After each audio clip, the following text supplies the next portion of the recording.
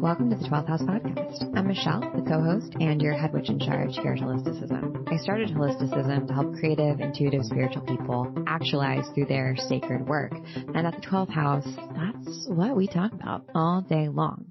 We give you tools to do whatever it is that you're here to do. That's going to be intuitive business practices like sales, marketing, branding. That also means learning about things like self-knowledge, spirituality, creativity, everything that you need to really expand as a person. So join us twice a week to talk about everything you could possibly need to get the expansion pack and jump to the next level. We're pretty fun. I think you're going to love it. Make sure that you're subscribed to the podcast, and let's get into today's episode. Hi, Wallace. Welcome to the 12th house. Hi, Michelle. How's it going? Amazing. What if one day I was just like, terrible, everything is going wrong, this is the worst? I feel like that would be real and interesting. Well, I can't say that today because it's going great. I'm sitting out in our house in the desert in the studio. So it's a little warm, but man, it's very spiritually clear. And last time I was here, I got the chance to record with Emmalea Russo, our friend, our mystic, our desert poet, and we got to talk about alchemy. And every time I'm in the desert, I really do think about the sort of like archetypal experience. I think about the elements. I think about magic and spirits because it's so spiritually quiet out here. And talking to Emmalea about alchemy and the archetypes of alchemy and astrology and what that actually means from a spiritual perspective was so like, dang, dude, it just like scratched an itch that I didn't even know that I had. And I didn't know that much about Carl Jung's work with alchemy. I'm more familiar with Carl Jung's archetype work and his work on the shadow and the inner gold that we all have. And in this episode, Emmalea talks about really who alchemists were. They were not literally trying to make gold, although there's the myth that sometimes that happened or that people had the ability to do that once they had like spiritually ascended. Alchemy is more about alchemizing the internal, taking the lead or the shadow inside and turning it into gold. And so I love the just like bridging of a bunch of concepts that come up in today's episode that connect the dots. And I think a lot of things that many people who listen to this will be interested in, from psychology to archetypes to the shadow to the spiritual to intuition to astrology. It's all in there, to maybe even a little bit of science, you know, because we're talking about elements. Love it. Okay. Without further ado, let's get into it.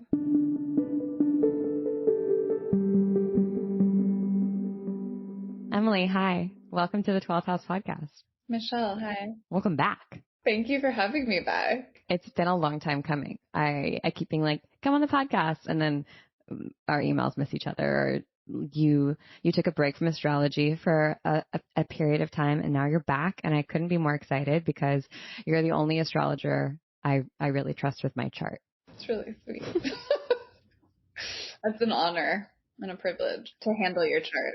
Yeah. You know me, like you know me intimately and deeply because of my chart, but also because we're friends. And I just love everything about you. Your brain is off the charts.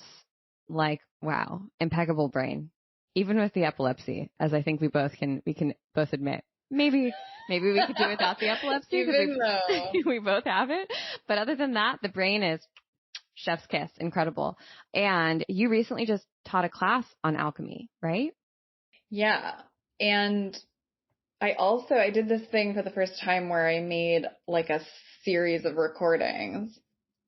I guess you would call that asynchronous. Is that what the kids are calling it these days? So I have this like set of recordings that anyone can do at any time. And I did that even though I hate, as you know, the recorded world and I'm very scared of it. And I often don't record my classes, but I did that because I think alchemy is a sort of calls for this kind of thing where we can listen back over and over again and work through the stages and the processes at our own pace, you know? So I did that as well, and then I had a seizure after I recorded all that. You channeled all that information and your body. You know it's good. Yeah, seriously. And your body was like, can't hold all of this, like need to upgrade to next level. I mean, Just like shake it off. Yeah, kind of off topic, but we've talked about like the spiritual nature of our seizures before, because we both started having seizures like in our late teens when we were realizing things, going through things. And we also have talked about like potentially their relationship to Diet Coke, which I don't know, guys, maybe lay off the Diet Coke and the cigarettes. That might be. We just talked about Diet Coke. You're right. Yeah. When we were in the same room. Yes.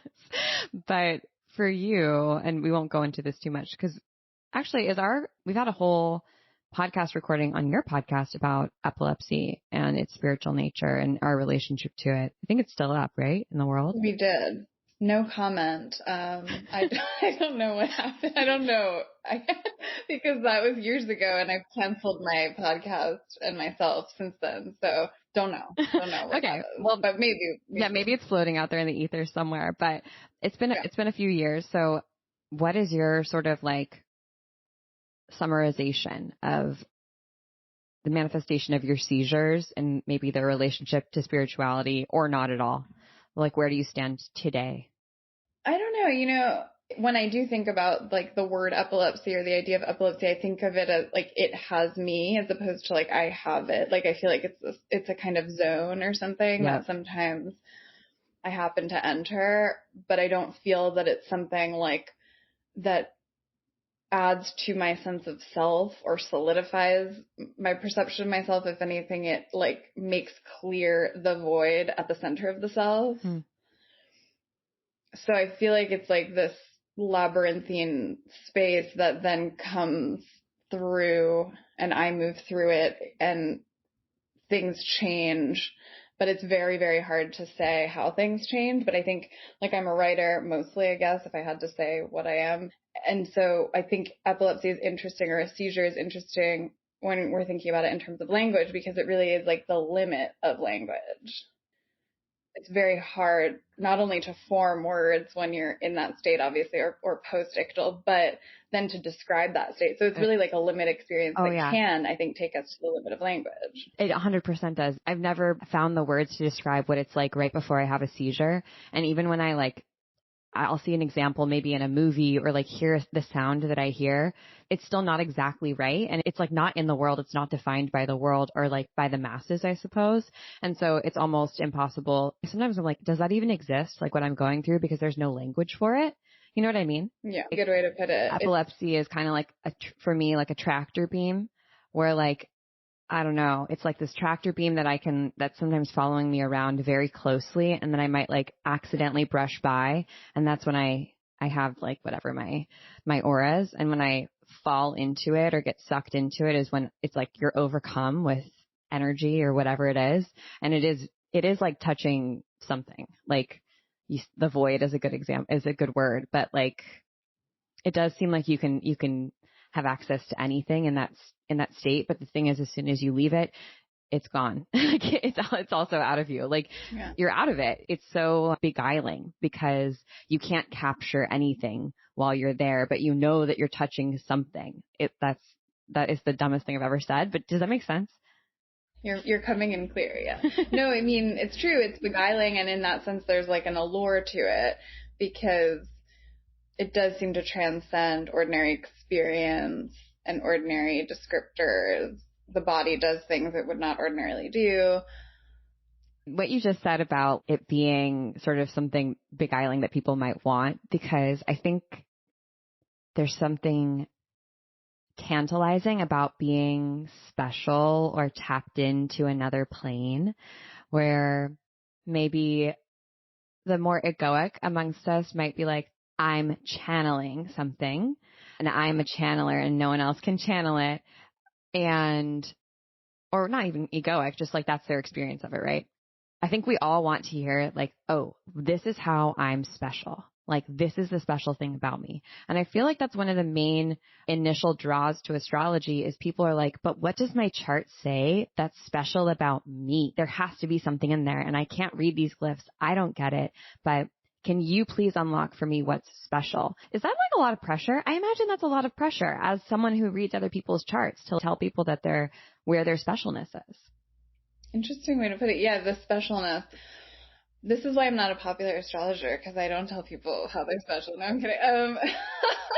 Yeah, You're regular, degular, average, normal. Okay. Yeah, you're super typical. No, I mean, it's very interesting if we think about all the kind of astrological signs or whatever as archetypes that get their significations and qualities from the planets that rule them or preside over them or feed them and whatnot. They are literally kind of not typical, but they're archetypal or archetypical. And so then we get to be special or unique via the ways that those planets are expressing themselves, or those archetypes are expressing themselves in our own skies. Mm-hmm. So that's interesting because it at the same time shows us how we're special and unique, but then also shows us these like transcendent qualities or primordial images that these unique specificities connect to. And then that's where the interesting conversation happens, like between this and that. Yeah, it's one of the reasons I love archetypes. Oh, yeah, it's a lot of pressure, I guess. Yeah, because archetypes are like, you ain't that special, bitch. Like archetypal experiences. Like I just, get off it, yeah. I just went through having a baby and giving birth, and I couldn't, like, every day I was like, this is so normal. Like, so many people have gone through this thing. It's not that deep. It ain't that special. And then, but I was also, I'm like, but it's a miracle. Like, this is so, no one's ever done this. Yeah. Like, no one's done this the way that I'm doing this. And man, if that's not the human experience of like feeling comforted by, there's a pathway through this, but also wanting to balance the like, and I don't want to just be like everyone else, or I don't want to just like tread down the same road that everyone else has walked. It's a fine line. Or maybe other people don't experience that, but that's how I feel. How do you feel about it?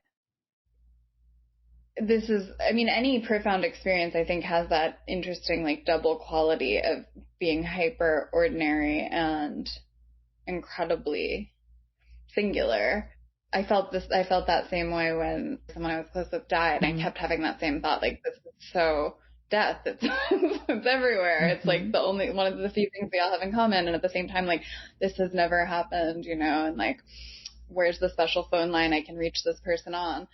So both. And it's interesting because I think that's partly why maybe astrology, there's a tendency to put like a lot of stock in it, or just like totally dismiss it altogether as bullshit, to kind of go one extreme or the other. But the more interesting way or sustainable way to engage with it is as that thing of like this communication between something specific and something transcendent or archetypal, and sort of how these things correspond to each other to form a cool third thing.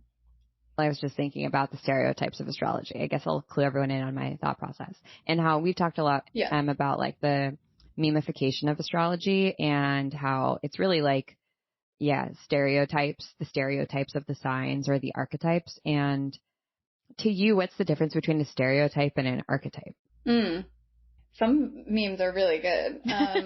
They are. Some memes just hit, and you're like, oh yeah, that's correct. That's the truth. Yeah, there are points at which they converge, I guess, but I don't know if I have like a quick or good answer to that, because it's a sort of like beguiling question. But I think a stereotype can become an archetype when it's like we're using it to engage with something else, when it doesn't just stop at itself. I'm being perhaps abstract, but it's not like this equals this or kind of literalness, but when we're like allowing it to open up or like tell us what the larger truth is beyond that thing. Because a stereotype generally it's bad when it like stops or shuts down the conversation. Yeah. Right? Would you agree? Yeah. Like, I'm picturing like the tip of the iceberg, where you would say like, whatever, Taurus loves snacks. Okay. That's the tip of the iceberg. But like, what does it mean? Like, what's underneath that? What is that representation or like a manifestation of, Yeah. Yeah. They might love snacks. It might be true, but it's not like the only thing about the Taurus sign. Yes. And so might everyone like snacks.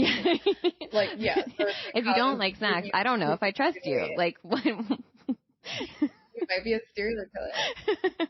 Right, because, and I think that's maybe the problem people have with archetypes sometimes, like people's resistance to them being like, oh, they're stereotypes or they're somehow essentializing. Oh, interesting. I never think of them that way as like, I don't think of them as one note, but I guess that's just because that's not my experience of them. No, I don't think of them like that either. Yeah. But I think anything can be used as that.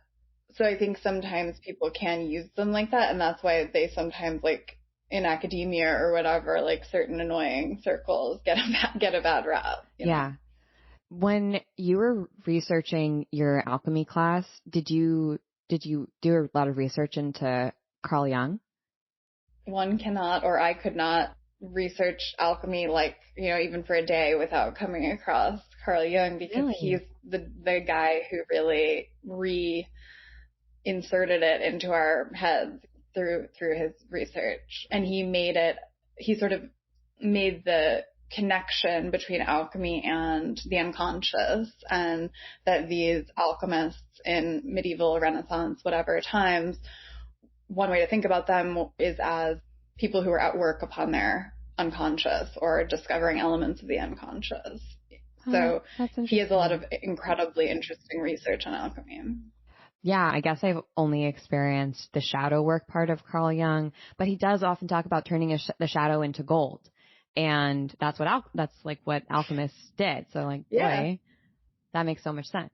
Yeah, he does talk about that. Yeah. And obviously he, talks about archetypes and the collective unconscious. And so he was very interested in astrology and alchemy and how these things are keys and systems and kind of provide sort of interesting imaginative language to talk about these things. Like, to me, I could just talk like psychoanalytically or whatever, or use another kind of language to talk about these same phenomena, but like alchemical metals and planets and astrology, like these provide, in my opinion, like incredibly interesting ways of thinking and talking. Yeah, they're frameworks. And like we often use frameworks or mental models from things like, I don't know, economics or math and apply them to the personal or the spiritual or whatever. That's a very interesting lens through which to look. What was like your biggest, most surprising learning, and maybe connected to astrology, like what you already know about astrology and archetypes with alchemy for you?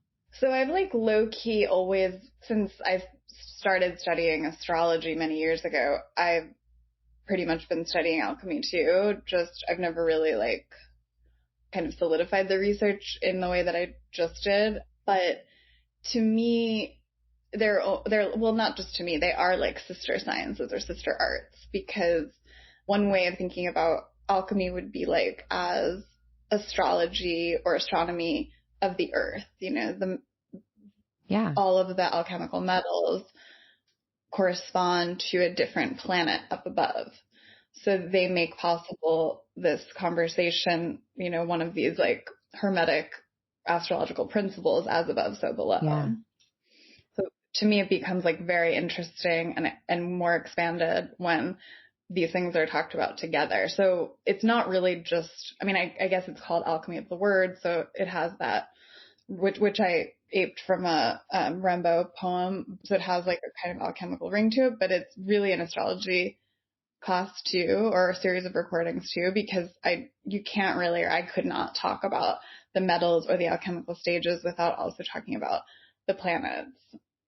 I'm studying this thing called the Matrix of Destiny, and it uses the 22 major arcana and the archetypes of the arcana, but there's also different ways of like words used to describe them depending on the placement.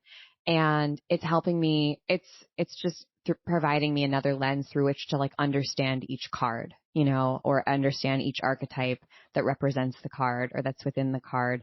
And then, connecting that to the different planets or like the houses of astrology. It just like, it helps deepen my understanding.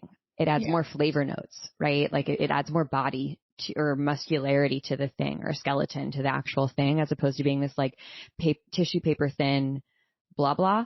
it's like a thick and meaty. Okay. That makes so much sense.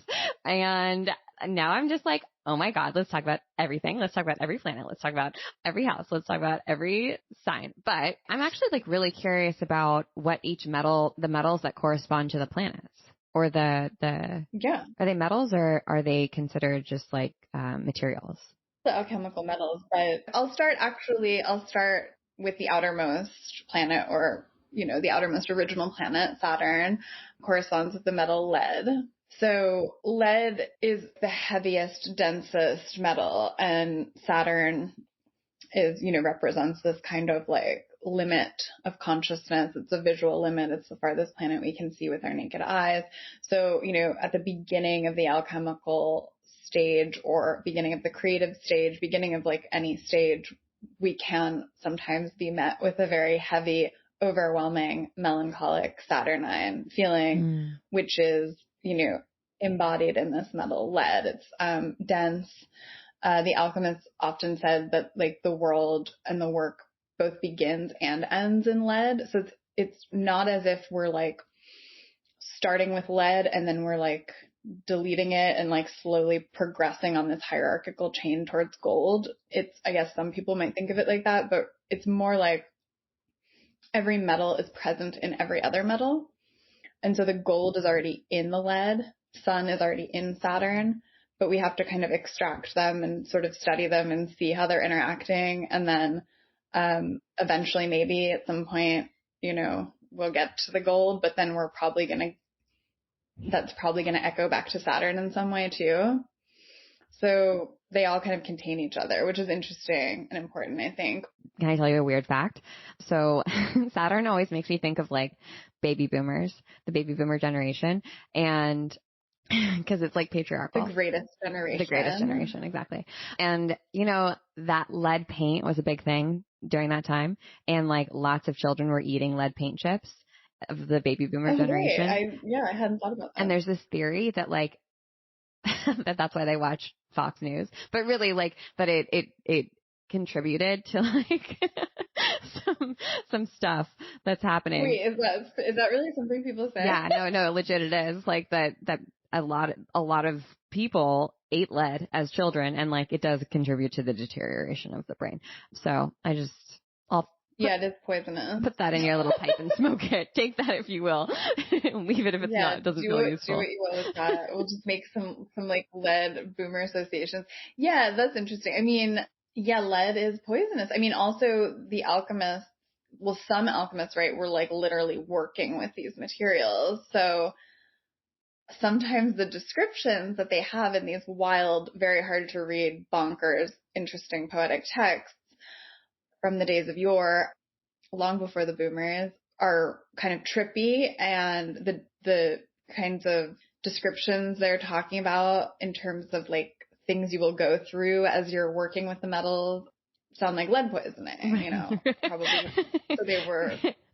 The call is coming from inside the house. Yeah.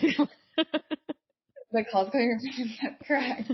Yes, this is like some OG horror movie shit. And it's interesting because, James Hillman, who's this amazing, I'm a huge James Hillman fan, and he was like a kind of Carl Jungian dude. I don't know how else to describe him, but he says that, one way we can think about alchemy is madmen at work upon themselves, which we all are, of course, in some way.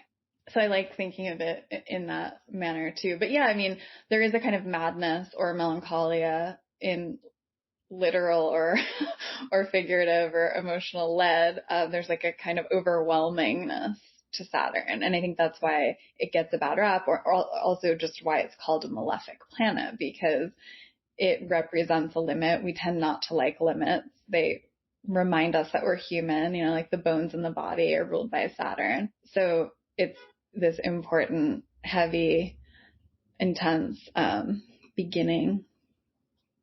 Dense. That reminds us of our end. Yeah. It's got density to it. It's thick. It's heavy. I personally love Saturn. Yeah. So, unpopular opinion. I love boundaries. Love boundaries. Yeah. I mean, well, I love Saturn too. I think I kind of hate the way a lot of people talk about Saturn. Yeah. Like, as somehow like basic. yeah. Or something. Like, I like the Saturn return. Saturn return's good. Like, why are we making it this bad thing? It's a good thing. Yeah. I mean, it's fine. Yeah. It's also like, there's a gothness about Saturn that I think it's like just, you know, maybe good, maybe bad, but like perhaps a little bitchy. I prefer direct, but whatever. Yeah, I guess we could also, I mean, I think that like a seizure is a total like Saturnine moment because there's a chaoticness to it, you know, like the chaos at the beginning of a work or at the beginning, middle, end of a brain reset, to put it, I guess, euphemistically, has that overwhelm to it. And then like what happens when we're met with that overwhelm, or when that overwhelm enters us, that can be rather interesting. Like, so then the next planet is Jupiter. And Jupiter also, I mean, people tend to talk about Jupiter as like abundance and like this like sort of joyous yesness, which, yeah, but you learn when you study alchemy, or I learned, I guess, when I studied alchemy, that Jupiter is that because it has this energy of like a decisive moment. So it's like when we're met with Saturn, we are met with the everythingness. And that's partly why it feels like a boundary or a restriction, just like we were talking about with the seizure. But then Jupiter comes in, or the second alchemical stage comes in, dissolution, and carries with it or engines a kind of,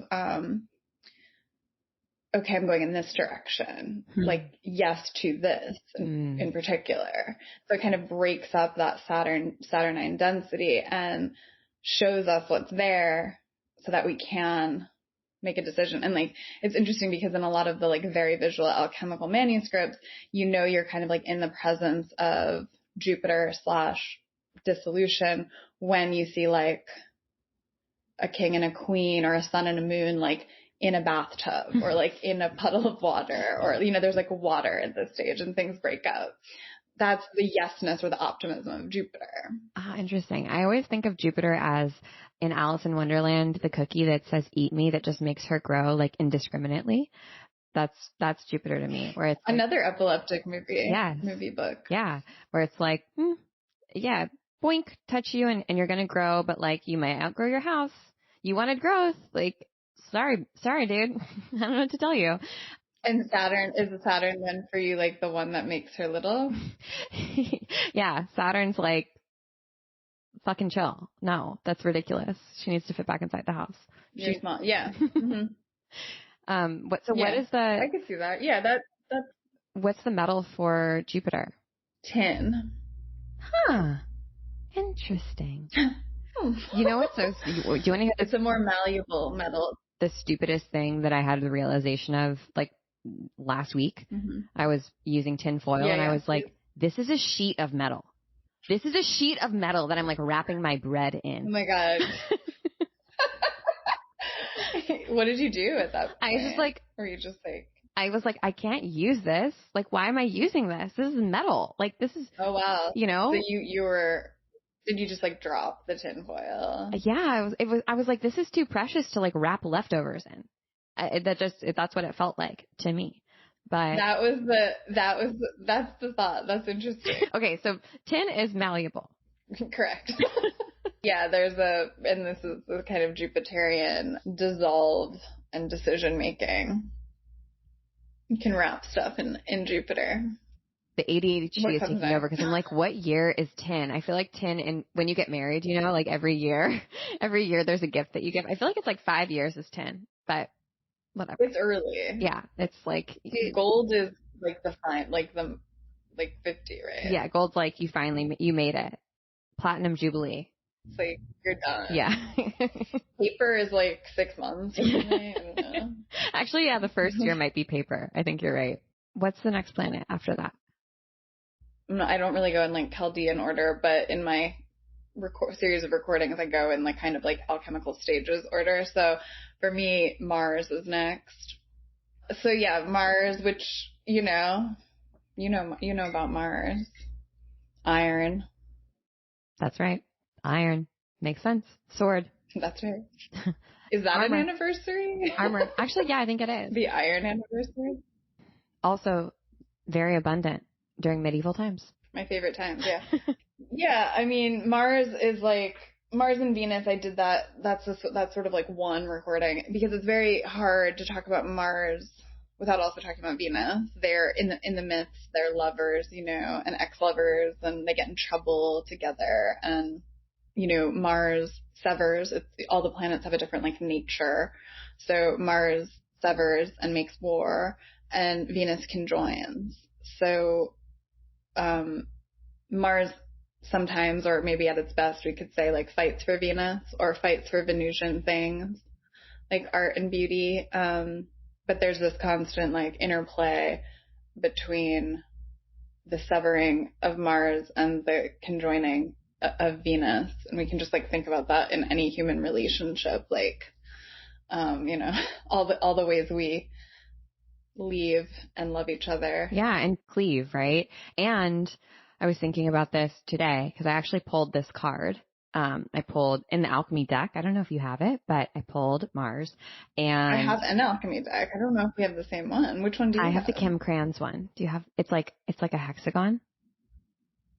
No, that sounds cool though. It's really cool. I'll send it to you. But I really like it, and I was looking at what she drew, and it looks like, I can't remember if it's mitosis or meiosis of the cells when cells separate and then they begin to like go on opposite sides and be recreated into something new, and how like you need it. You need it if there's going to be like new life and growth. We need the separation and the cutting. And, although it can feel like painful and violent, it's always for like the higher, the betterment eventually.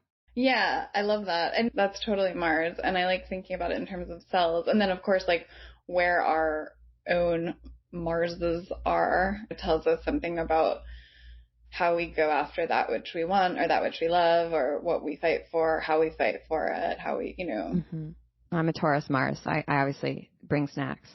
Well, yeah, I had your baking, actually. That's true. And then I had a seizure. I'm just going to keep making that joke. But it was very good, alarmingly good. So that's like very Mars Taurus. It's like, whoa, it's like disturbingly good. It's like so good. I would fucking kill for this. Well, yeah, baking is mad alchemical. It is very alchemical. It's one of the reasons I enjoy cooking and baking so much, because it is like magic. It's totally magic. Yeah, it's like cooking and baking. I do feel like there's something more like magical and alchemical about baking. Well, it's definitely, you have to be a little baddie. And yes, and it's definitely energetic. Like, I know this sounds dumb, but if I'm in a bad mood, like my cake won't rise. It just won't. It won't do what I ask it to do. When I'm like having fun and enjoying it, like then it comes out like, and I'm also just like, whatever, it's okay if it comes out weird. It always comes out better. So Mars is iron and Venus is copper. Attractive. More pliable, and it changes colors. That's right. Yeah. And the green of Venus.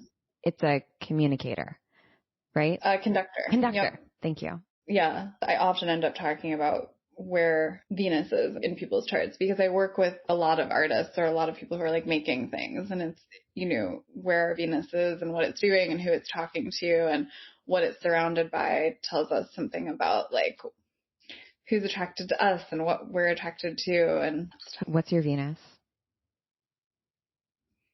Scorpio. Of course. How could I forget? Duh. Underworld. In the 8th house. Oh, sexy. Something like that. Okay, so Venus. Yours is Pisces. That's what I thought. No matter how many sessions I have with people, it's like it clears, and then it comes back. The whiteboard. That's probably good. I think about this a lot with people who are astrologers or who are therapists, that once you like know something about someone, for example, their chart, it might be hard if you keep it in your brain to like really see them and experience them almost purely, like without projecting stuff on I'm always them. thinking like Venus and Pisces, Venus and Pisces. Exactly. Yeah. Exactly. Like, oh my God, that's so Venus and Pisces of her. But like, I don't know. I would find that to be really difficult. My brain also, I think, works the same way as yours, probably a little bit because of the epilepsy, where I'm like, I don't know, man, I read for you, but I can't remember a single thing I said. Like, I'm sure it was good, but I don't know.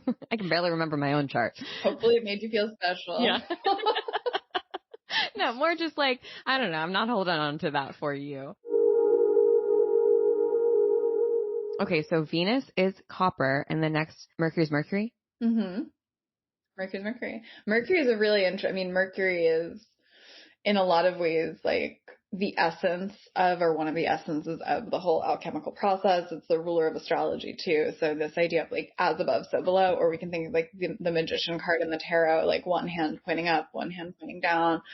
Mercury connects and is the messenger. And it's also the only entity in astrology that's not given like an either masculine or feminine signification. Mm-hmm. It can play for any team. It's roving, can go into the underworld, is not stuck on Mount Olympus. Mm-hmm. It's endlessly fascinating. And so there's a kind of secret alliance between Mercury and Saturn that a lot of people don't realize, but alchemy kind of tells us this, because when you get to the Mercury stage, there's a kind of callback to the first stage, to the leaden beginnings. So everything about Mercury contains a kind of doubleness. Obviously, like Gemini twins, but there's an interesting sort of like doubleness in the Mercury stage of the alchemical process, where there's a kind of darkening or a putrefaction or a decay, followed by like a animation or spiritualization. Like, so those two things together make fermentation. We can think about that in terms of food too. There's like a decay that's followed by some kind of new animation. And so Mercury has both of those elements. It's like you can feel the heavy weight of the beginning, and then also the kind of uplifting, holy shit moment. That also reminds me just of like the singularity, being singular. Like if you can go everywhere, but no one else can. If you can be like anything, all things, but not just one thing, you're like, it's very hard to relate to. And like you can sort of never be like, I don't know, caught or known. That's what I think of when I think of like Mercury or Quicksilver, right? Like it just is always like boom, boom, boom, like bouncing through your hands. Like if it escapes its glass capsule in like a thermometer, like it's gone. You know, it's hard to scoop back up. It's ungraspable, which is why it's the ruler of poetry and language in a lot of ways. There's like this slipperiness or plasticity to it, energetically and materially, but also I think, what you're saying, like, I think we're sort of Mercury overloaded now. I mean, Mercury like rules technology, so we could think about like just modernity in general as having this kind of like ultra liquidity where everyone's everything. So I think these systems also, I think, solidify this idea that there does need to be some solidification. Yeah.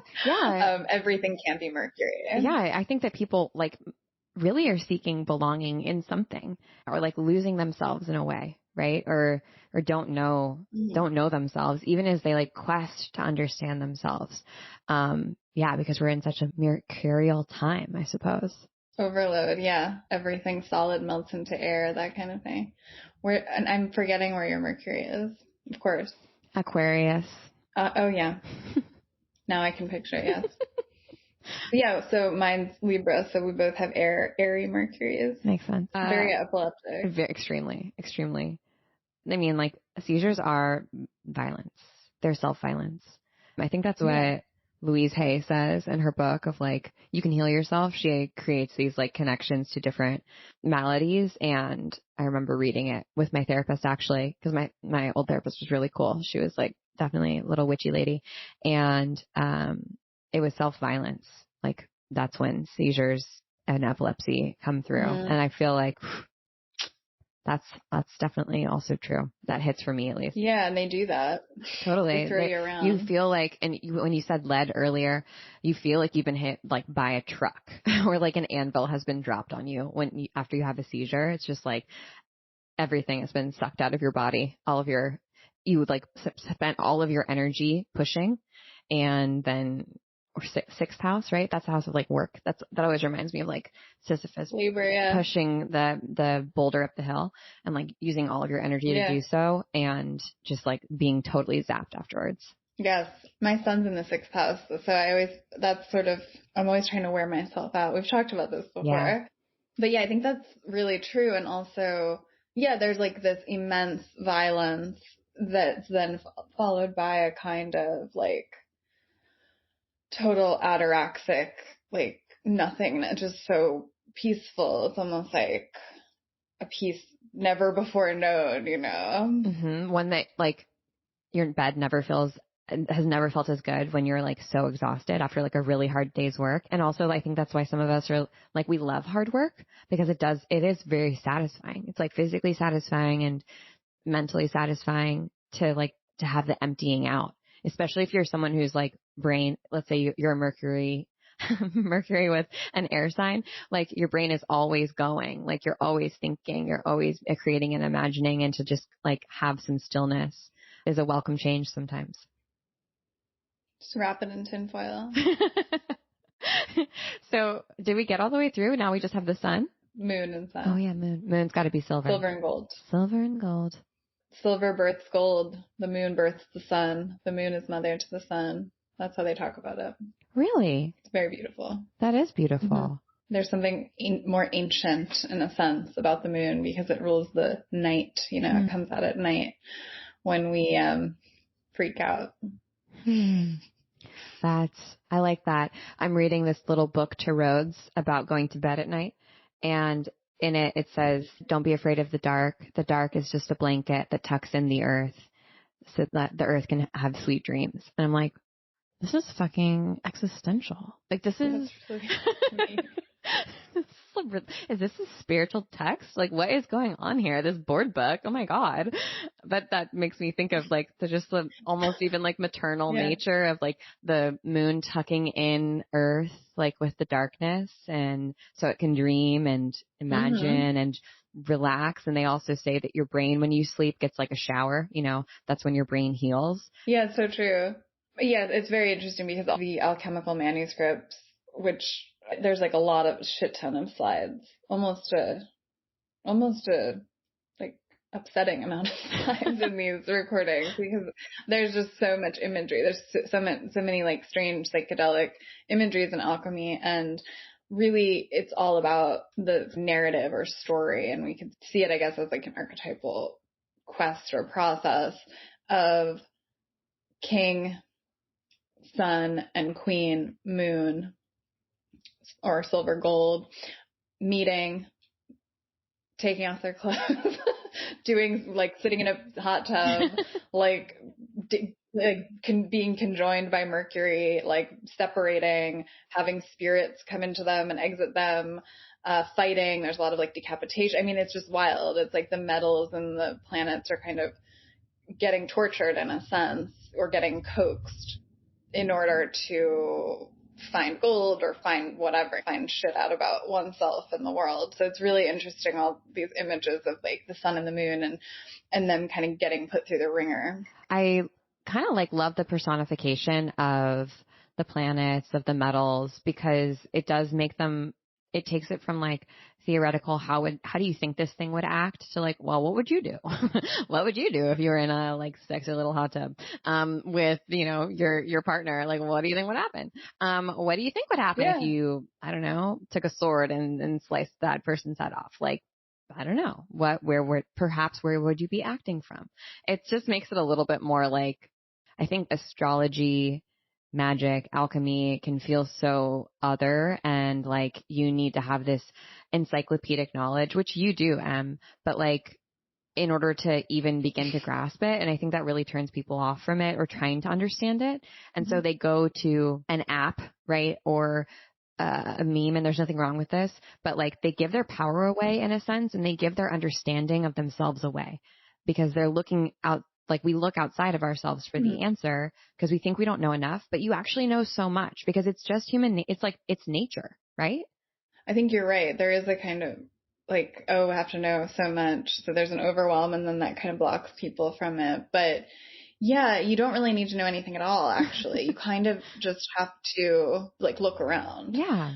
And in a way, the like astrology, alchemy, whatever, or I see them as ways to kind of like just to see. It's like a way of seeing. And so we could look at, we could look around a room then, and things become a little more interesting and magical, and we can make correspondences because it's like, oh, there's like something that reminds me of gold, or there's something that feels like a little bit Saturny, and it doesn't have to be, so there's all of these different ways that then like these primordial things that can feel really abstract or just like forms or ideas are alive already. We don't have to make them alive. They're all around us. We just have to see them. So in a way also, I guess we could say, you're talking about like looking inside of the self, like the sun, which is like, gold, or sometimes talked about as like the quote goal of the work is the heart. It's the center, obviously, of the solar system. It's also our own heart. It's the fuel of our charts.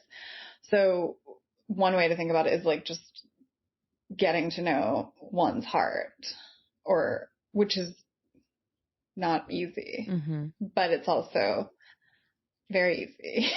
It's like, it's both. Yeah. And the sun in the tarot, like, represents children too. And like the pureness of like who you were as a child, or like childlike wonder and fascination and curiosity, which always, like that's Leo too, right? Leo and the sun are connected. I always think of Leos when I meet them as like, they have that childlike wonder sometimes, not always, but. Yeah. That little kid on the sun tarot card. So I did not think that we were going to go into metallurgy. Is that a term? Is that a word? Like, is that the right word? I feel like it is. I did not think we were going to go into metals, but like obsessed, love, huge fan. So and I've already taken kind of like we talked about archetypes. We did. No, I think we really did. Like it's just a different form of archetype. Like it is archetypal. Yeah. Sorry if you're mad about it. Don't be. It's archetypal. That's an archetype. And also like completely relatable because we use these things in our everyday, and they exist across cultures, right? Like we have reference points for them in their utility and also in what their representation is in art, in literature, blah, blah, blah. And that's all that an archetype is, right? It's like a reference point. If someone just sat through this and was like, that was so fucking cool, but like, how do I think of like gold in my natal chart? Like, what would your advice be to them to maybe start seeing the planets or like exploring their own chart through the alchemical metals? Well, okay. So the reason I think why this conversation is archetypal is because learning about the metals and it's not even learn. I mean, you can like do the recordings or like read about alchemy or read Carl Jung or whatever, but a lot of it is just noticing. It's like very just common sense stuff in my opinion. So it's archetypal because learning about the metals and learning about the planets tell us how the signs get their qualities.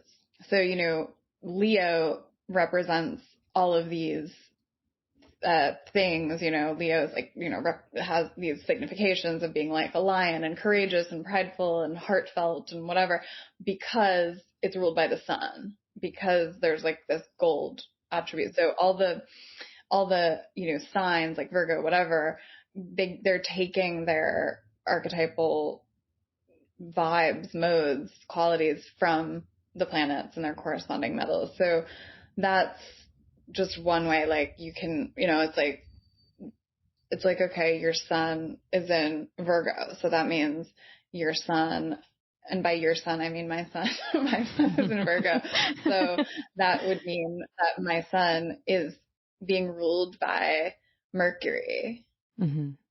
Because Virgo is a Mercury ruled sign. Right. So you really don't even have to know like jack shit about the signs. It's really just like kind of thinking about the metals and the planets and their qualities.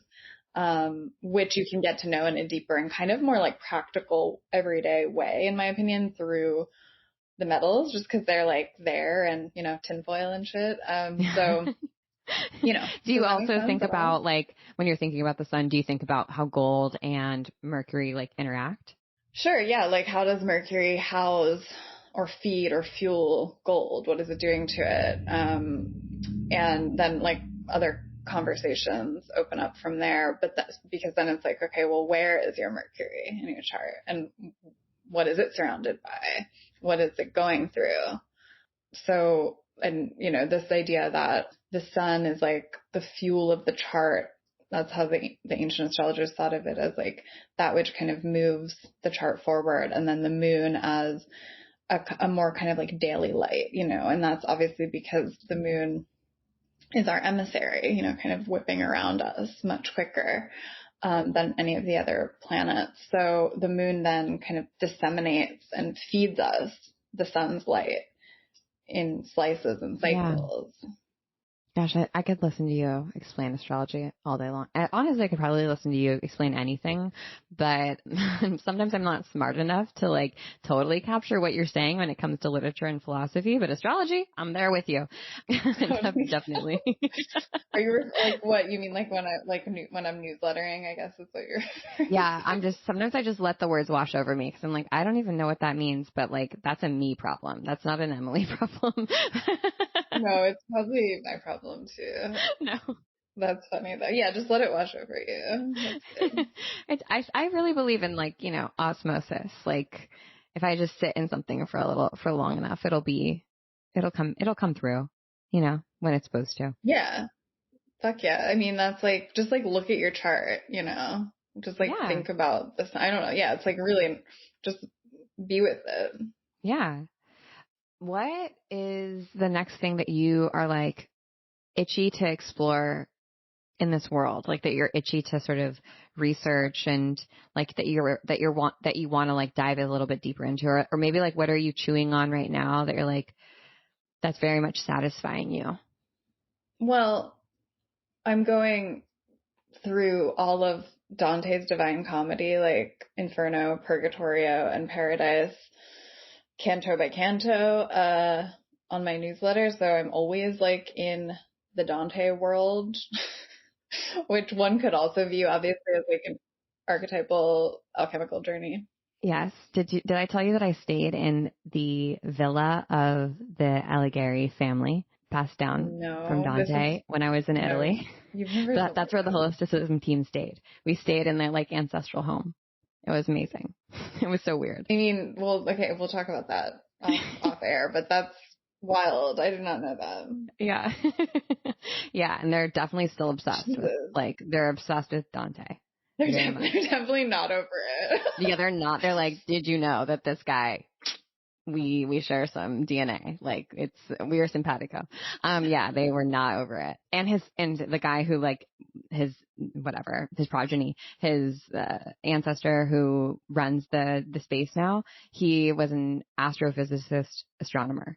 And so he like wrote a book on astronomy and Dante, like connecting the two. Anyway, he was weird, but I'd like to read that book. Sick. Yeah, he was like kind of a jerk, but also like an interesting jerk, you know? Same. Yeah, I know. As I said it, I was like, also, yeah, I mean, I'm relatable. Wow, that's fascinating.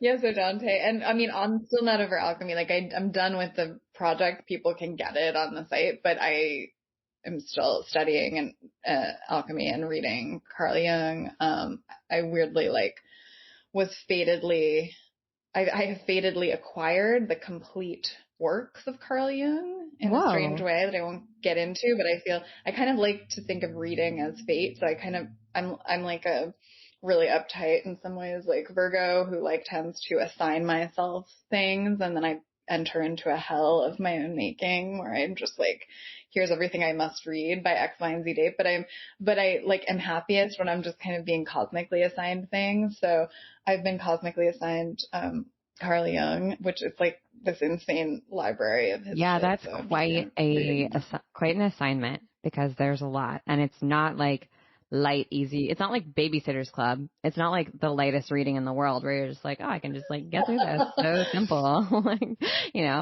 that's a lot. No. It's more like My Little Pony. My Little Pony is a spiritual text. I don't know. There's some MFA out there that is currently writing their thesis on My Little Pony as a spiritual text. I'm sure of it. I'm absolutely positive. Yeah. Oh, yeah. I'm sure of it too. I mean, that was my favorite show. I think about it a lot. Yeah, it's worth a rewatch. It's pretty base. With alchemical eyes, Everything can be alchemy. Yes. Highly recommend. Incredible. That's the assignment. Okay, everyone, hop on YouTube, start watching some My Little Pony. Let us know what you think. Solveway and Collide. Tag us in the comments. Let us know. I'm sure that there's lots there. Wait, also weirdly, I feel like this I should share with you. In Italy last summer, we took a chocolate making class from this chocolatier who had these tattoos. He was really cool. He had these tattoos on his wrists, Solvay and Coagula. And I saw them and I was like, the alchemical motto. Yeah. I was like, are you an alchemist? And I kind of said it as a joke because like, I thought he would just, chocolate is just like the melting down and the bringing back together of solids. Yeah. And he's like, yeah, bitch, I'm making chocolate right now. Yeah, exactly. And that's what he said. He was like, no, he's like, yeah, I'm a chocolatier, but also I run the metaphysical bookstore here in Perugia where we were staying. And, he's like, you should come by, but it's only open on Fridays from like 2 to 4. And I was like, that's extremely Italian of you to only be open on Fridays for 2 hours. But, it was you never know who's out in the world who considers himself an alchemist. Like we're kind of everywhere, We're out there, and some of us are Italian. Yeah, I mean, Solvay Coagula, right? I mean, all alchemy is, and we could also see astrology as this too. Like, is that guy's tattoos? Like, just different ways of dissolving and coming back together, and that's what a relationship is too, in some ways. That's what being a person is. That's wild. Yeah. Anyway, Emily, God, you're so smart and you're so cool and you're so pretty, and I could just talk to you forever about literally anything. But how can people find you and how can they sign up for the class? Because to your point and what you said earlier, like it's something that you probably want to listen to over and over again to just like let it sink in. So where can people grab the asynchronous alchemy class? Yes. On my website, myfirstandlastname.com, there's a little tab. It says Alchemy of the Word. You click on that, just add to cart, check out. You can always email me. You can Instagram me. Also, when you sign up for it, one of the perks, as I see it as a perk, is you get like a secret link to a special like kind of session with me that is not available to the public. Oh, I was going to ask if this is the session that I did a birthday session with you this year.